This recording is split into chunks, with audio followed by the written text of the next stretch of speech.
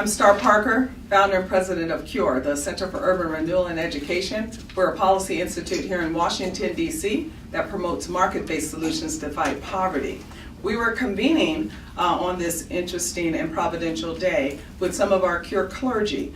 We represent a nationwide clergy coalition, and our CURE Clergy Council was coming together to prepare for our upcoming policy summit. But in that preparation, an interruption occurred, that interruption being Charlottesville, Virginia. So we appreciate that we have the opportunity to come together to address the nation on some of the things that we see regarding the Trump administration, the Republican Congress, and we are coming together in support of the Trump administration and the Republican Congress on a number of issues.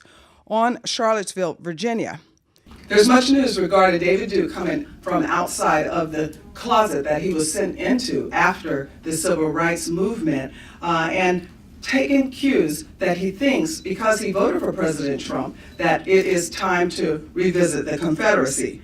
David Duke misread this last election, like a broken-hearted girl who gets the next morning text that says that he wanted to have sex with her, not marry her. Sometimes voter constituencies misunderstand.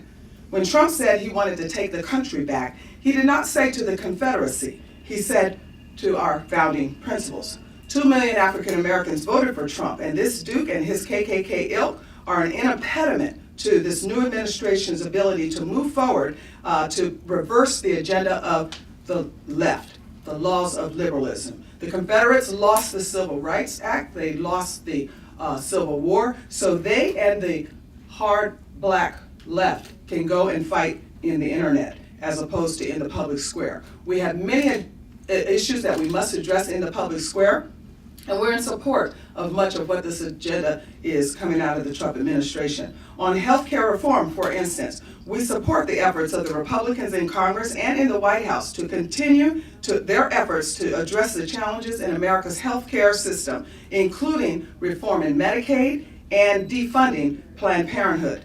It is appalling that Senators Susan Collins and Lisa Murkowski are so invested in killing black babies that they would crash the entire repeal and replace of Obamacare and put a sixth of our economy at risk.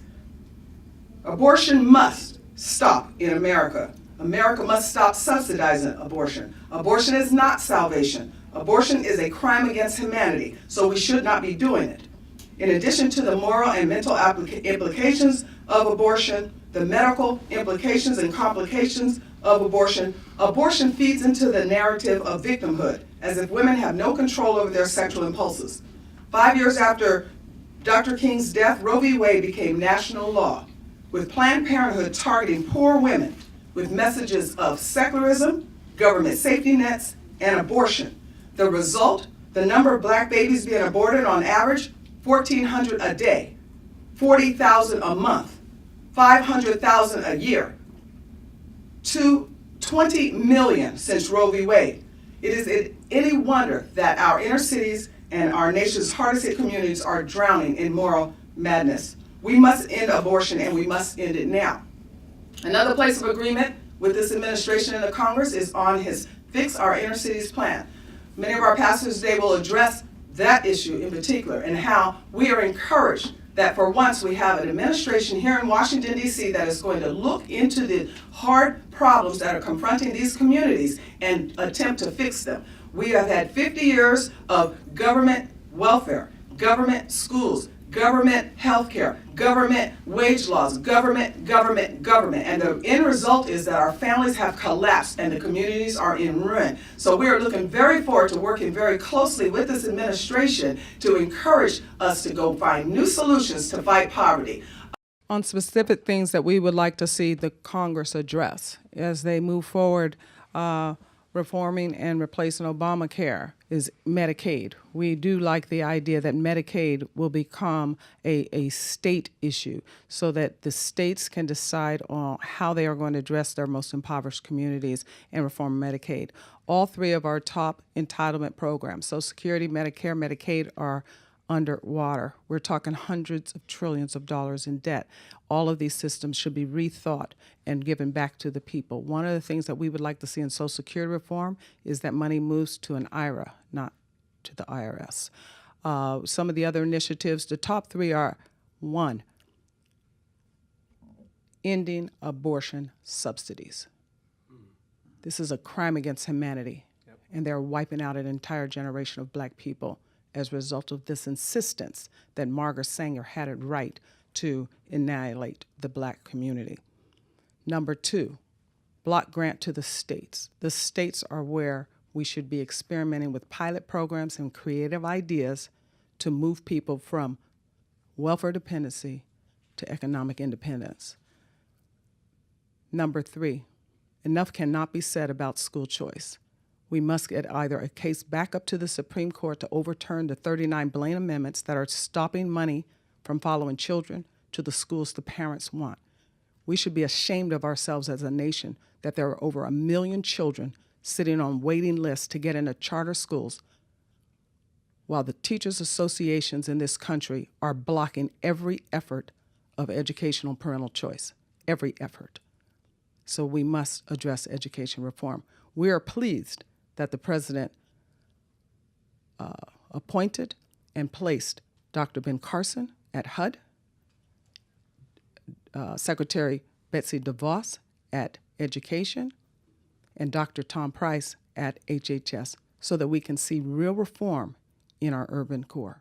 I would like to see the discussion continue, because the president was accurate when he said there are both sides.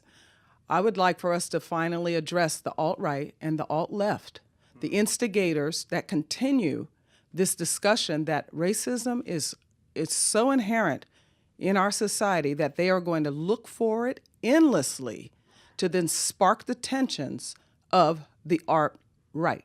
The alt-right was sent underground. They've been emboldened because of the alt-left. So yes, I would like for us to, after we get a breather, to continue this discussion, because we as American people have a real hard choice to make. We are going to either be biblical and free, or we are going to be secular and status. That is the cultural war. It is no need of us denying that we are not in one. It has not been intensifying over time, and now it is coming to a culmination that can drag each and every one of us into another civil war. We don't want that. The clergy will stand up and support the president in his effort to make sure that we have this discussion, but we have it civilly. In America, we battle in the voting booth, and we did that. The Republicans had a primary, 17 candidates, and Donald Trump won. In November, we had an election, Hillary Clinton versus Donald Trump, and Donald Trump won. The American people spoke, and we're going to support that vote, that speech, and we are going to do everything we can to help this president fix our inner cities as he has promised.